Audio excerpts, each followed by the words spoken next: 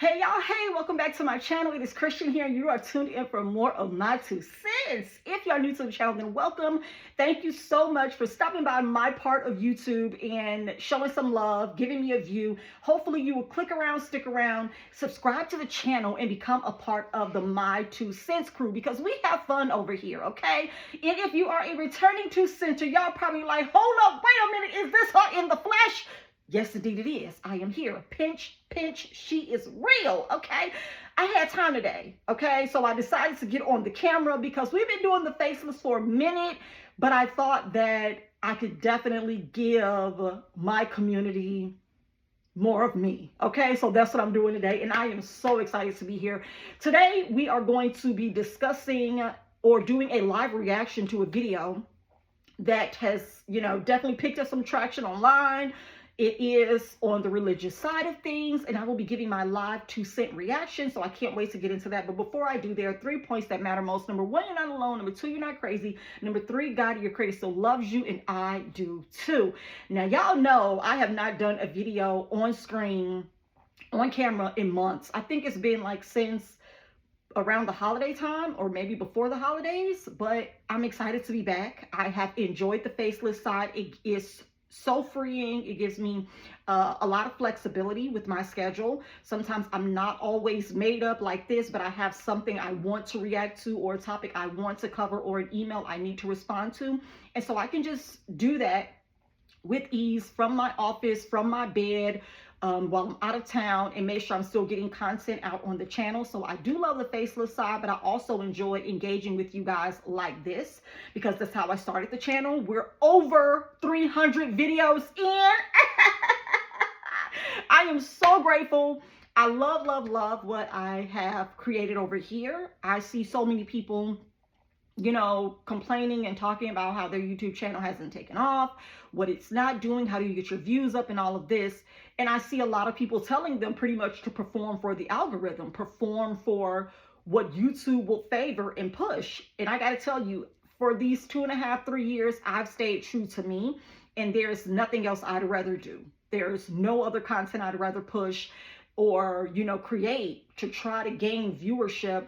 I know that everyone that's meant to come in contact with this content will, and it will do what it needs to do for them, depending on where they are in their journey. And like they say, when the student is ready, the teacher will appear. Here I am.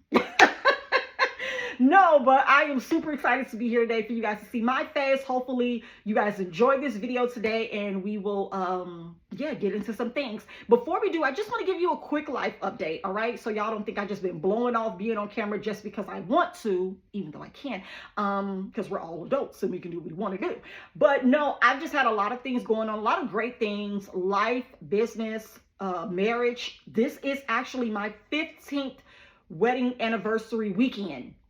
So my sister has our children. Me and my husband have just been chilling and relaxing and maxing out, cooling your shoes, some b-ball outside of the school with a couple of guys. They was up to no good, and started making trouble in the neighborhood. Okay, but my sister has our little ones. We've just been enjoying each other, and we renewed our vows here in Dallas. On Thursday was our actual anniversary. And so it's just been a really, really beautiful weekend to rest, refresh, recharge, and reconnect. And we have indeed been doing that. We got married at 21. Now I'm 36. He's 36. He'll be 37 in July. And I am extremely grateful. I am so grateful for where my life is, where my marriage is, where my business is, where my children are. Things are just really good. And I just couldn't think of anything else to have, in life at this point, at this stage, and in this season. My birthday was last month. I turned 36, so your girl is getting closer to 40. My back feel it, so do my hips, okay?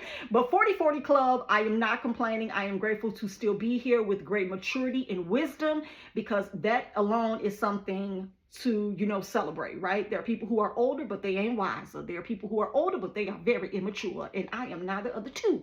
So I am very excited about that.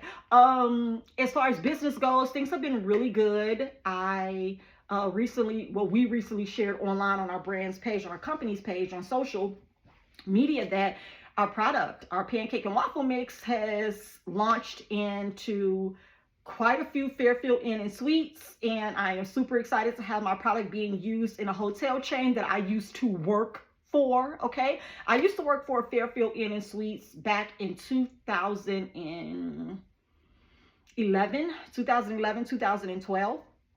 And it was because my husband at the time, he was learning how to do what he does now professionally. He was learning and teaching himself how to be a web designer and a graphic designer. And it was just him and I at the time. Like, I didn't know what we were going to do for money. Like, you know, we really were paycheck to paycheck. He wasn't working a job at the time. He was getting, you know, projects here and there from different churches and things like that. While we were living in Mississippi. And it really did take a lot of trust. It took a lot of faith to believe that what he was doing would one day render, you know, us some growth and render us some benefits and take care of our family and our lifestyles. And that was a really, really hard, tough season for the both of us. Me as a woman, like taking on all of the household expenses, because I did. I'm not even here to lie to you guys. I took on all of the household expenses as the main breadwinner, and my husband taught himself how to be a web designer and graphic designer. It has paid off handsomely and immensely for our family now, but at the time I had to work 11 p.m. to 7 a.m. shifts at Fairfield Inn and Suites in Tupelo, Mississippi. Or South Tupelo, Mississippi. That was the location of the hotel. And so I would leave every night at 10:30, and I would be so pissed, y'all. I would be so mad that I had to go to work, and he was in the bed asleep. And he would tell me all the time, like, you can quit, you don't have to work. And I'd be like, who gonna pay these bills? Help me understand. Who gonna pay these bills? Because it's not you. What you want me to do? So I had to put on a little uniform, you know, and go in, and I would go and, you know, make it do what it do. And so now to have this full circle moment where my product that we manufacture, that we created, now be available in this restaurant chain for their guests to eat in the morning, from their menu, from their, you know, breakfast area that I used to have to set up when I worked at a Fairfield. Now I know, like, oh my goodness, my product is available in Fairfield Inn hotels. This is bananas, but that's just how beautiful life is. That's how beautiful our Creator is, and knowing what we want, what we need, or what's best for us, and how that's going to come, and what we attract and what we align with. And so I'm super grateful to have that story, that testimony, and that going on right now in my journey and season of life. So I'm grateful for that. I also was a part of a research study done by the University of Texas here. I was reached out to by a professor of sociology who wanted to include me in a research study being done on Black women in the CPG industry. So totally grateful, because I'm not from Texas. I am from Indiana. And to have gone from Indiana to Mississippi and now to Texas as someone that was unknown, had no friends here, no network, and I've been able to build up a community, build up a network, stand out in my industry as a, you know, consumer packaged good manufacturer and owner, and now have it respected enough to be a part of a research study on things in the CPG industry and how it affects minority women in that industry is major to me. It's huge. I know that in life, and I'm not crying, y'all, I have an overproductive tear duct, an eye tear duct, so my tears roll out instead of going back down the drain like it's supposed to. But anyway, I'm just really grateful for these opportunities, because it's something that I could have never imagined having happen for me. But because I believe in myself and I know who I am, I'm grateful that these opportunities continue to come to me, and I am well equipped, okay? I have the knowledge and the information to answer the questions. So if and when that study is published publicly, I will definitely shoot out a link. I don't know if they'll put my name out there or the other women in the CPG industry that they have interviewed, but I definitely gave them I gave them freedom and liberty to use my name. Tell them what I said. I want you to quote me.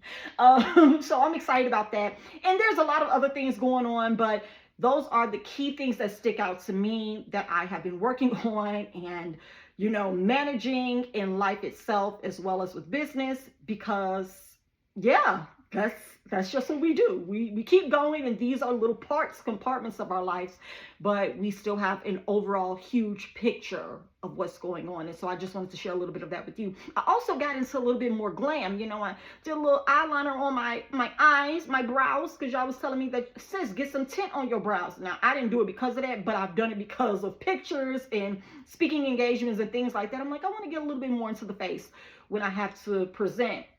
So I've learned a little bit more. I learned how to apply lashes last month. Okay, come through lashes, because I just couldn't keep paying sis what I was paying her for every other month. Okay, it was getting out of hand. It was getting ridiculous. And so I'm excited to just be growing up and maturing and coming more into myself and my own, and yeah, enjoying a little more self-care. So let's get into today's video and into today's topic. Oh, it's a little rabbit hopping in my backyard, child. Oh, little rabbit. I like rabbits. I really, really do. Oh, and another thing before I get into this reaction video, if y'all know what seeing double and triple numbers mean, please let me know. I have been seeing triple numbers every day since January, and I mean all throughout the day. Triple numbers and double numbers, and it's always on my clock, always on my phone, of course. I'll look down at my phone, it'll be 7:07. I look down at my phone, it's 11:11, it's 12:12, it's 2:22, it's 5:55, it's 3:33, it's 4:44.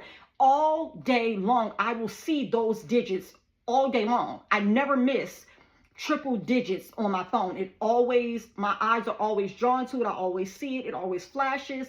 And I'm like, what does this mean? Why do I always see these numbers like this all throughout my day, every day throughout the week? I can look down at my phone. It'll be 4:04. It'll be 6:06. It'll be 3:03, 2:02. And I'm like, what is going on? I've looked it up, but I'm just wondering if you guys know, have any insight on what that is. And yeah, I don't know. I'm like, maybe you're lucky. Maybe I should play the lottery. Cha-ching. I'll share it. But maybe I just have like a spirit guide or something that's around me, a positive energy that's always showing me that I'm on the right path, or, you know, stay the course, or expand, do more, be secure. Like, I don't know, but it's really interesting, and I'm always screenshotting it and sending it to my husband like, dude, it happened again. It's happening again. 3:33, 4:44, 5:55. And it's a lot, but it makes me feel good every time I see it. So I just want to know, maybe you guys know, or maybe you guys experience it the same way, and y'all can let me know what it means for you, or what I should take it to mean for me. Okay, let's get into it. So today's video, I am going to be reacting to something from I guess it's Tye Tribbett. It's a video where there is a conference going on, and Tye Tribbett responds. Okay, there's a question being asked, and Tye Tribbett responds. Now, I like the video for a couple of reasons, but I'm going to play it and I'm going to stop it to react as things are happening in the video, because it is a lot to take in. But I have some perspective that I want to give from a lot of different points of view. And I also want to read some of the comments also. Maybe I'll read the comments. I don't know. I may have enough to say on my own. But we remember that last month, Tye Tribbett was in the media big because he was on The Breakfast Club, and he talked about, well, he's made a comment that went viral, that church is whack. Okay, church culture right now is whack. It ain't giving what it's supposed to give.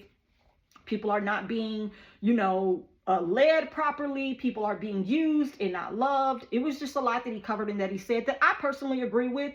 And there's more to that conversation, obviously, that I also agree with. So I'm going to play this video, and then from there, I will react, and we will get into with more of my 2 cents. How many pastors do we have in the room? We're in a time where the church almost has to be everything. You know, it's not just a place where you come and get the word. The congregations now demand that you got to help our bad kids that we didn't train at home. You got to be our counselors. You got to be our hospital. You know, we come as you got to be our bank. If we run out of money, so how do we get back Christ-centered in the way that we need to? I think if God calls you, God should lead you. Mm-hmm. We shut down everything we thought church should be and led church. We lost. Okay, so let's start there with the beginning, okay? The guy, I think his name is Donald Vaughn. Donald Vaughn said that we're living in a time now where pastors have to be everything in the church. You know, they have to help people with their bad kids. They have to be the bank. You know, they have to be the counselor, all of that stuff. Is that not what you signed up for? Help me understand. Maybe I'm missing something, y'all. But Tye Tribbett's response was perfect in that first sentence of if God called you, he'll lead you. Is that not what he said? Let me. Called you, God should lead you.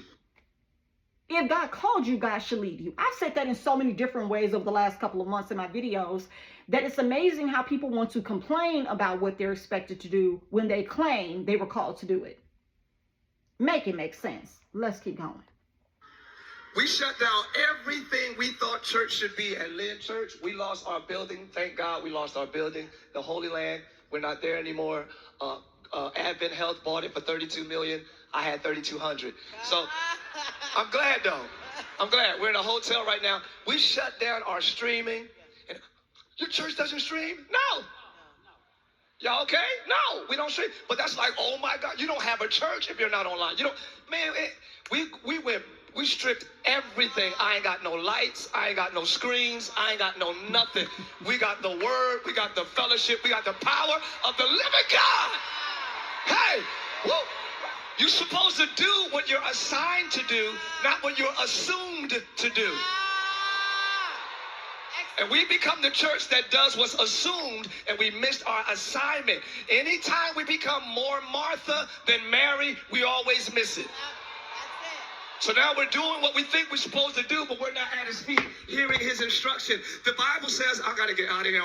Okay, so real quick, the Martha versus Mary situation, okay? The assigned versus the assumed. I like what he's saying here because people think that they need to do all of these other things in order to get people to connect and to commit, right? To be a part of their ministry, which I've been saying forever. That we're in a time right now where people are really in church for man. They're not in church for God. You think you're going before the throne and you're really going before the seat in the pulpit, the little king seat, whatever them little seats are that they got in the pulpit right now on the stage. You're not going before the throne of God. You're going before the throne of your pastor. You're going to them for their approval. You're seeking their guidance. You want their wisdom and insight. You want to get a breakthrough through them, sponsored and brought to you by your pastor. That's not how any of this is supposed to be working. So the Martha versus Mary reference is him pretty much saying that, not pretty much, but him saying, in the story, Martha was concerned about Mary not working. Hey, sis, come here. You want to sit over there and listen to Jesus preach, but I need your help. Come in here and do this. Martha was not concerned of the message and the work of serving at Jesus's feet. Martha was concerned about what it would look like because Mary wasn't serving and helping with her. Okay? So her focus, her attention was distracted because of what she thought she should be doing, what she assumed mattered more versus what actually mattered more. Mary was trying to get a little more Jesus. Shout out to Erica Campbell. Mary was trying to get the knowledge, the wisdom, and an impartation from the actual Savior. Like, sis, do you know who's in the midst? You in there worried about that. I'm in here worried about this. I'm in here trying to wash bruh feet because I understand that he can make my life complete. Okay? You in there trying to fix the bread, and I'm in here trying to hear what he said. Like, it was giving that.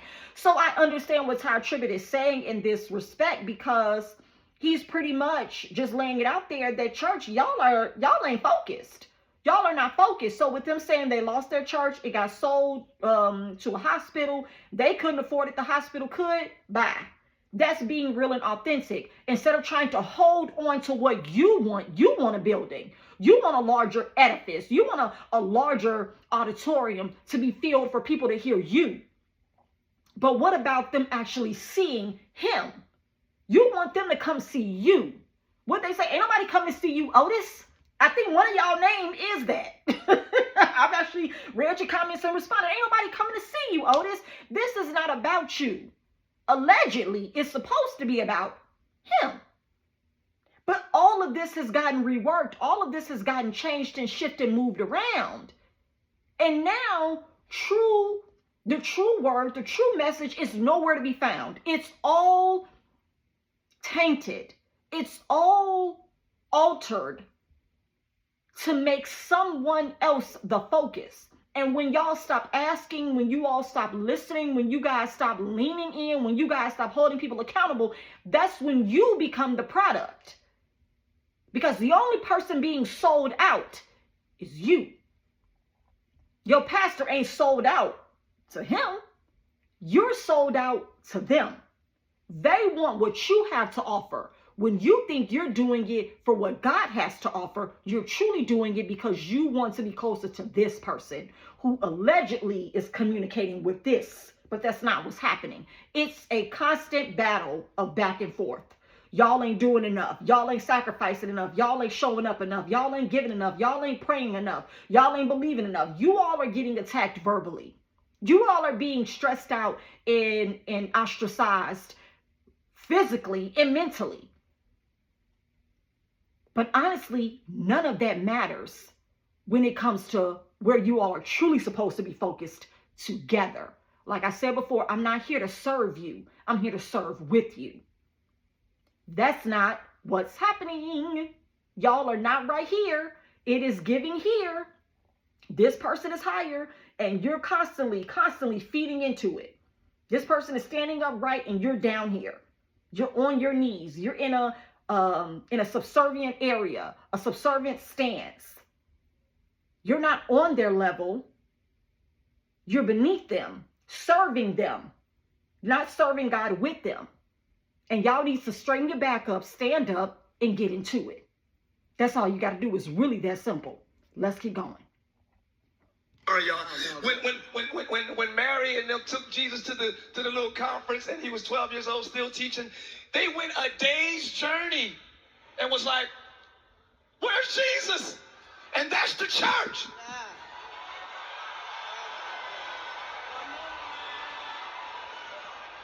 We're still moving forward. We're still doing what we've always done, not realizing we don't even have the King of Kings and the Lord of Lords with us. These men faces, I wish that you all could see them up close.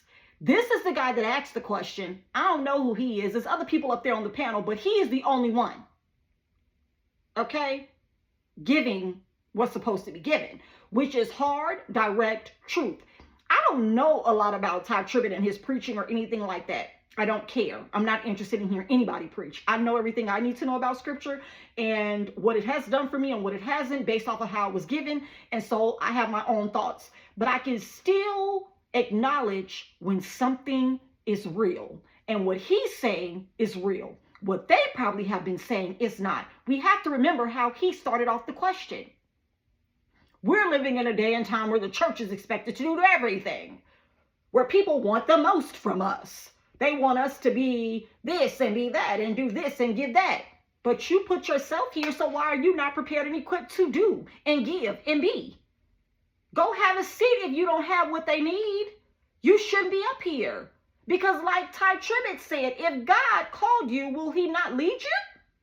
Where God guides, he provides. Why would you send me over there only for me to be in complete and utter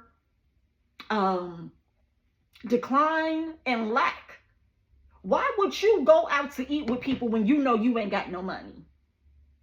That's the real question. Let's bring it down to a term that we can understand and then bring it back to the spiritual side. You want to be a pastor so bad, but you don't have nothing that these people need from you as a pastor, as a leader. When people went to where Jesus was, he had what they needed. They didn't get there and say, oh, dang, okay, I guess he out of miracles this week. I guess he ain't got no more. I guess God stopped breathing breath on his hands this week. No. If this is your true calling, if you are really anointed, this should be easy for you. This should be light work. Yet y'all don't have it. So what he said, y'all acting like Mary and them when they lost this little boy, and they didn't even know he wasn't there with them no more. Y'all churches are like this. Y'all churches, no chicken, ain't got Jesus or God in it, but y'all still moving around with it. Y'all still at the conferences and at the revivals and at the praise and worships and at the shut-ins. Y'all doing all this stuff thinking that someone is inhabiting your space, and they're not. The Spirit is not there, not present. Y'all know roll call. Y'all remember attendance checks when the teacher would call your name and you say here. Because the teacher wouldn't even look up to see if you were there. They wanted you to verbally say here. God ain't verbally said here, and I don't know how long in majority of these churches, because it ain't there. God is not there. Where's Waldo? Where in the world is Carmen Sandiego? Where's God? Not here. I'm actually recording this video on a Sunday, and I can guarantee you all the people that have gotten dressed up might as well just head on the brunch like I'm going. Meet me down to the Barneys, okay, in Frisco. That's why I'm going for brunch. Because God ain't where you going. You getting dressed up to go somewhere that God is not. No seat reserved, no booth, no section, no VIP. God is not there. Y'all will be there, but God won't be. And you have to be okay with that. You have to be okay with knowing you're going for a word from your pastor, not from the Lord. Let's keep going. He almost done. So I think it's more important to have Emmanuel than 5,000 people. It's more important to have God with us. So how do we get back to his feet, do what he says and not what's assumed? Get off a line. Stop looking at Pastor such and such and Bishop such and making that the standard of what God called you to do. Whatever God calls you to do that, and you will have good success. It might not look like good success. You might not climb the charts of the most famous churches. Who cares? Who cares?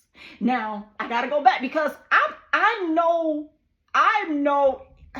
body language reading expert, but I am because I'm a mom. He ain't no clapping, ain't no nothing. There's no responses being given like that from him or the other guy that's in the shot because they don't think the way that Tye Tribbett is speaking. That's why I've said so many times, God, come get your representatives. Come get them. They're not even on one accord in our faces. You know how there's usually some discord like amongst the brethren secretly? There's usually some problems, some rifts in the family secretly, but people in the public don't know. We are watching the body of Christ crumble. We're watching them be at odds within their own camp. There's no need for a Trojan horse to be rolled in for anyone to overtake or subdue. They're already doing it internally. They're imploding from within. That's what that means. They're literally blowing up from within. Because there is no real brotherhood. There's no real alignment. There's no real standard. What Tye Tribbett is saying is not wrong. They just can't go along with it because it doesn't fit the narrative that allows them to continue to elevate themselves over the people that they claim they were called to serve with. Pastors are called to serve. Isn't it crazy how Jesus did nothing but give? Y'all own Savior did nothing but give, and y'all want to receive. How is it that people in church are expected to give more than you when this was your calling? I'm not understanding, but he's making some great points. Even the musician and pulled up his phone and recording them. He wasn't recording at first, but he recording now. I ain't know what you was talking about 5 seconds ago, but I understand the assignment now. These pastors on the side, now this brother, he looking at something in his seat, baby. He ain't gonna move on. You shouldn't have released the dragon. You shouldn't have released the kraken. You asked him a question and now he's breathing. You gave him the microphone and now he's doing what he's supposed to do. You have to accept that. You have to be okay with that. You have to receive that you're not the only one that's going to sit on this stage and spew rhetoric or make people in the audience feel like it's their responsibility to do what you were called to do. We're not doing any more call forwarding in 2024. You're actually expected to give more with less. How about that? Stop looking at other pastors. Stop trying to measure your level of success and growth based off of another pastor's church, because they're gaining people, but they're not actually helping them. Let's keep going, Ty. Who cares? David didn't know he would end up in the Bible. He just did what God told him to do. Forget the stats. Forget going viral. Forget what you think will draw people. God never promised to draw people to your church. He said, if I be lifted up, I'll draw all men unto me. He draws people to himself. Not to your church, not to your youth ministry, not to... I'm sorry. Lift up Jesus, church. Lift up Jesus, that's all. You don't have to lift up your department. You don't have to lift up what... Lift up Jesus and he'll draw men unto himself. Nobody's coming because nobody's lifting. There's that. Nobody's coming because nobody's lifting. Hey, that's really it. I mean, thank you for coming to my TED Talk. I don't really have a lot to put on what he said because he said it so well. Now, I don't know if he practices what he preached. I don't know. I can't speak to that. I don't go to his church. I don't follow his ministry, and I will not be doing either of the two. I'm not going to go look up a sermon, and I'm not going to try to find out where his hotel that he hosts services that is located. I don't care about any of that. When you get to a point where you're no longer chasing people who have to even say this in a room full of Christians, you're really free. People like me already know what Tye Tribbett just said. People like me already know that the other people sitting on that panel knows what he's saying is true too. But it benefits them to act like they don't know and operate as if though they do need to build a huge empire and legacy in their ministry. Your church is not meant to be a legacy for you. Saying this again for the people in the basement, not the back, the basement, because it seems like y'all far down there and y'all are not getting what we're saying. Your church, your ministry as a pastor, as a leader, or whatever you might be, even a member, your legacy is not meant to be your ministry. It's just not. You don't pass down a church. You don't pass down a ministry. My mother is an evangelist and a prophetess. That's not something she can pass down to me. My business in her honor is something that's a legacy that can be passed down generation to generation, from person to person throughout our family's history. So when you're seeing these people passing off churches and giving this person a church and giving their son their church after they pass away and when they retire from ministry, what are y'all doing? Who told y'all to do that? Who approved that? You did. Your pastor did. We know a lot of churches, no chicken, that has given their church to their son, to their daughter. We've seen it. It's happening in our faces right now. But that's not how any of this works. That's not how any of this is supposed to be happening. I have said this several times before. Shut down these churches and turn them into community centers. Why do you need a 5,000, a 10,000, a 15,000, a 20,000 square foot facility? For who? Doing what in the community during the week when you're not using it? What are you doing with that? What healthcare center have you opened? What have you done with the building? All of the extra space that you're just using. Like you said, nobody cares about your youth group. Nobody cares about your departments and your auxiliaries being the greatest, the biggest, whatever. You all are just trying to make your name great, not his. What you enjoy doing is being able to say, God blessed us. God has increased us. God continues to enlarge our territory. That's not what's happening. You're enlarging it via these donations and these tithes. Because that's what you want. You want that. God doesn't need a building. God has never needed a building. God doesn't care about a building. You want a building. Everything that we have in our experience is because we want it. It's because we believe that we will be happier and feel better in the having of it.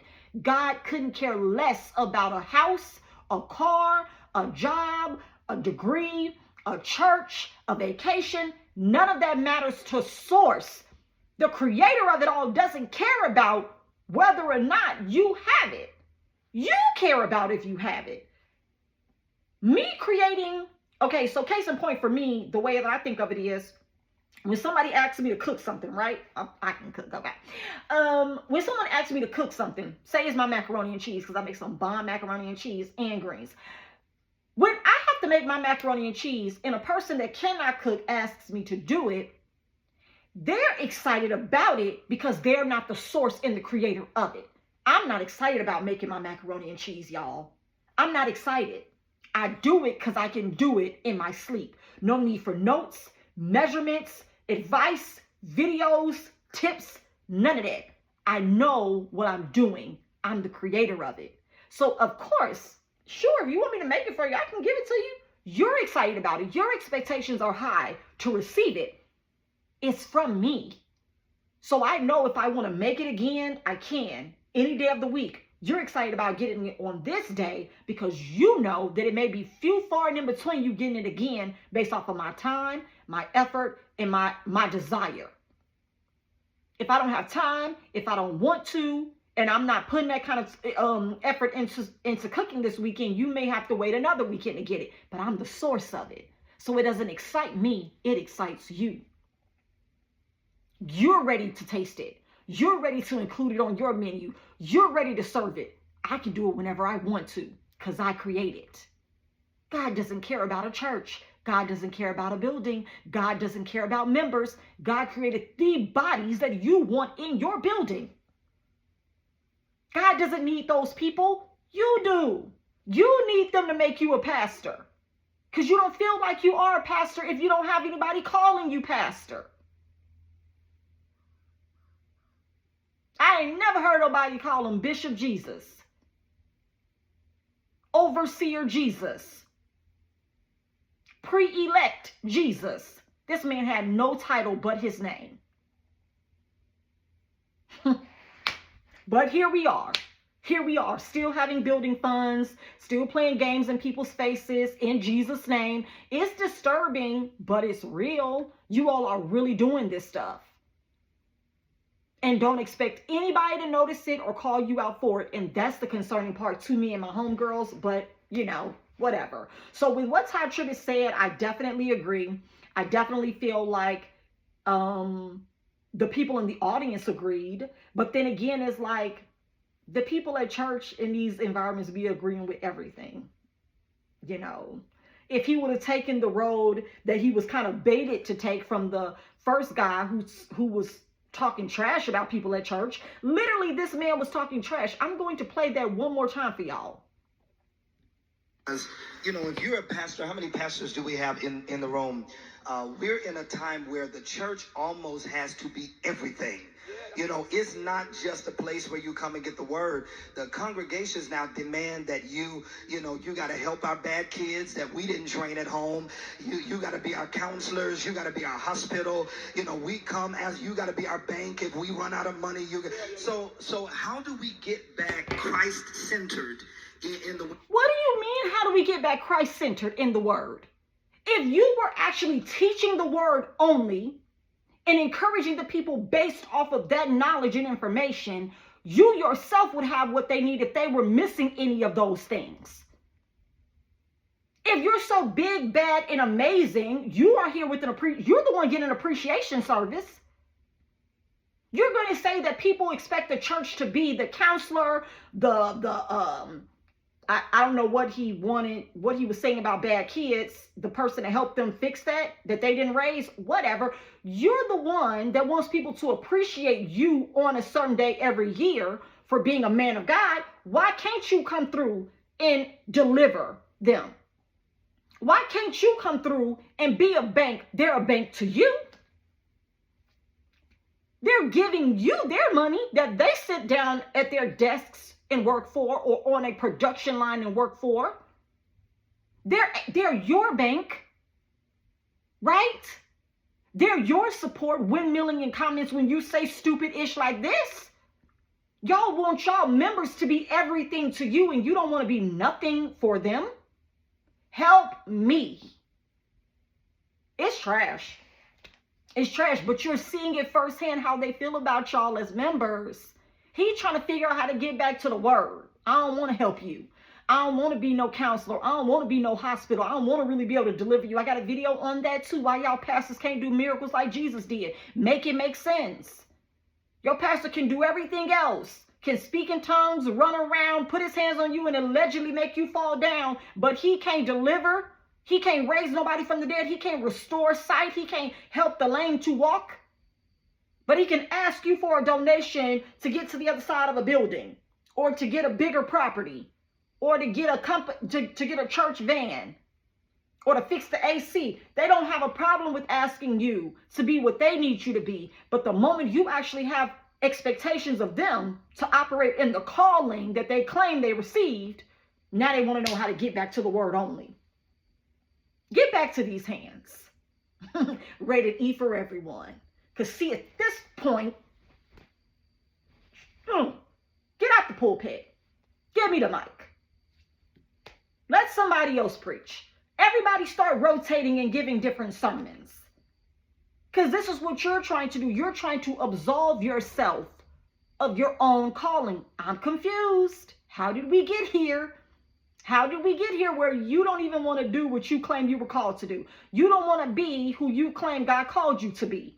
Come out from amongst them and be ye separate. You separate yourself from us at church. You're not readily available to speak to me and counsel me throughout the week, and you know that. So please, let's not act like you're not walking through the service and leaving the service early before I can even talk to you. Okay, people want VIP treatment. Very important pastors. But they don't want to treat the members like the very important people that they actually are. They want to give you the bare minimum and redirect you to God, while every other week, every other time, any other time, they're telling you to seek them first. Come to me before you go to another church. You shouldn't be fellowshipping outside of your house, outside of this house. I'm the leader of this house. I'm the covering of this house. They're constantly redirecting and being extremely hypocritical. One breath is don't go nowhere else. I'm the leader. I'm the shepherd. I'm the one over your soul. And the next instance is go to God. Stop asking me for everything. Abuse much? Manipulation much? Scam much? It's giving every time y'all see y'all pastor, scam likely should come up across their face like on your phone. Scam likely. It's likely a scam that they're going to promise you some things that you will never have delivered. But hey, what do I know? I'm just deconstructed on my way to brunch. I have definitely enjoyed the conversation and doing a live reaction to the video.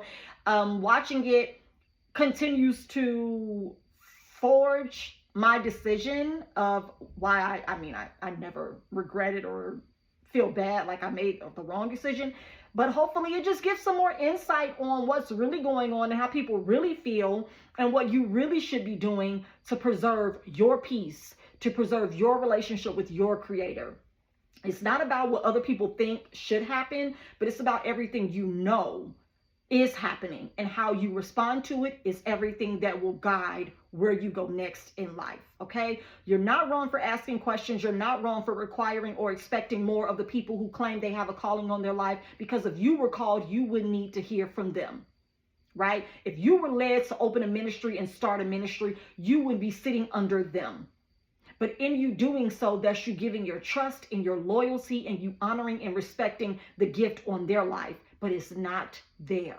The gifts have not been given. And that's all I'm going to say. All right. If you have enjoyed the video, please like and subscribe to the channel. I would love to add you to my 2 cents crew. If you have any more questions or you have a video suggestion, send that to me via email at my2centmatters@gmail.com. That's my2centmatters@gmail.com. All right. Until next time, I'll catch you guys in the next video. Bye.